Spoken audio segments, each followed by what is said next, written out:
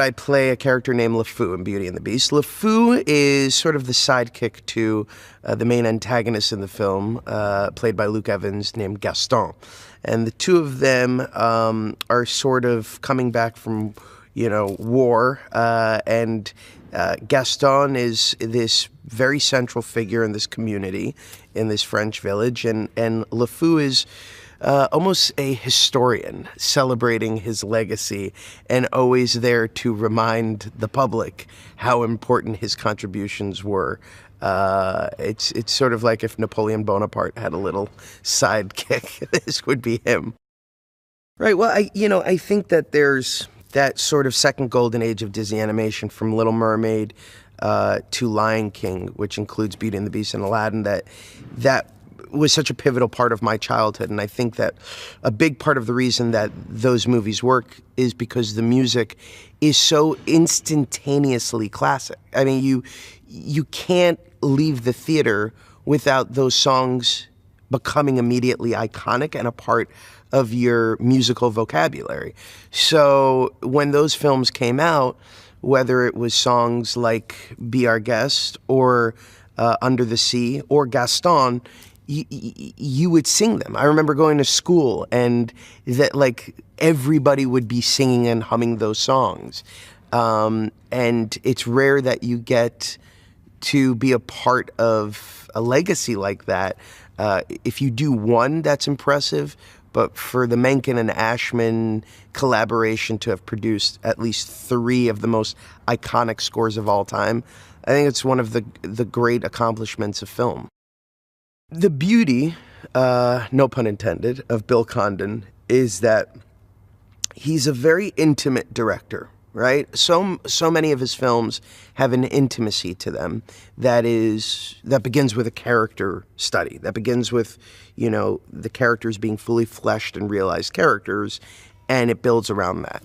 So to do a big tent pole like this with, these incredible sets and this epic wonderment that comes with it, to have somebody like Bill Condon who grounds it all with these amazingly fleshed out characters and make sure that the intimate moments are what the audience really leaves with an emotional response to, that's everything for him. And I think that makes for a very impressive fusion of big spectacle and having that emotional response that a movie like this warrants.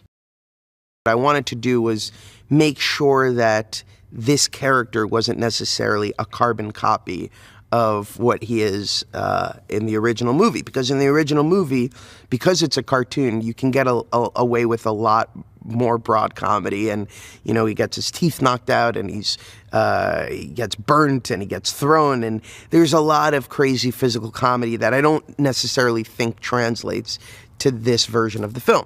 So it was about figuring out, how do we change things up? How do we make him more human, right? And that came with a question of conscience for me. That's where it all started, where I said to Bill, what if it's not as cut and dry as it is in the original? What if he does have questions, this idea of false idolatry or false worship?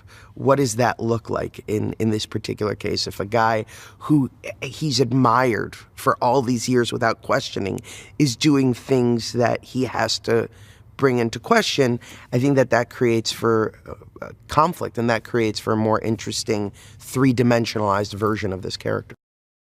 All of us got in here about a month before cameras started rolling, and, usually a rehearsal process for a film, it ranges between 2 weeks and, sometimes even a week or a few days.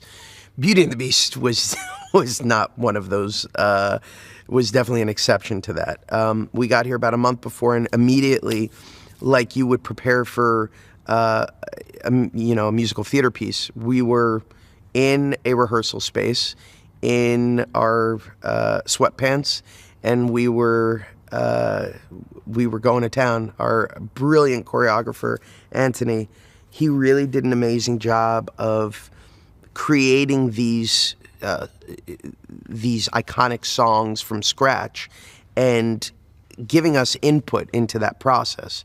And so with a song like Gaston, it was all mapped out beforehand, but when we got in the room, there was so much space for discovery. And coming from musical theater myself, from things like Spelling Bee and Book of Mormon, it was an amazing fusion of two of my passions, which are doing musical theater and, of course, doing film, and creating this song for the cameras was a very interesting journey and a very amazing process.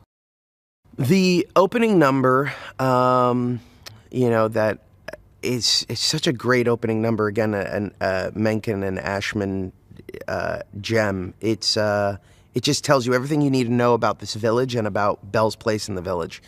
And that was, to me, that was so fun for different reasons, because it's a complete opposite of Gaston, which is in this intimate space. They recreated this entire French village on the back lot, and you have all of these moving parts, over 100 extras in background who are all have to be in sync, walking in and out of this incredibly vast space and doing it in a manner that is precise, and us coming in on horses, which, as I've explained, is not my forte.